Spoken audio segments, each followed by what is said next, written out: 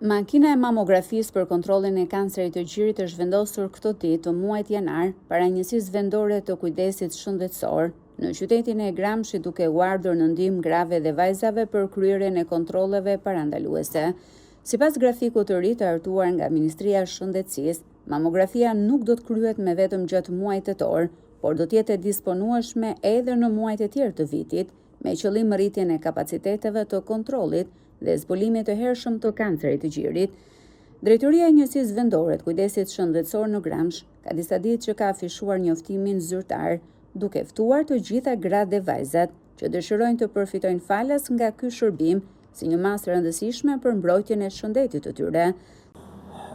Atëherë, në njësia e mamografisë në Gramsh ka ardhur që në datën 12 janar dhe do qëndrojë deri në datën 23 janar, domethënë për 2 javë pune.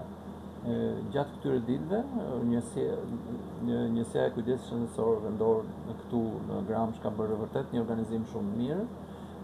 Normalisht numri i pacientëve, numri limit ditor është 15 pacientët, por gjithsesi ne kemi arritur të kryejmë edhe, domethënë ka pas ditë edhe 27 apo 28 pacientë në ditë. Kjo për arsye të fluksit kuptohet nga organizimi mirë që ka bërë njësia e kujdesit shëndetësor këtu në.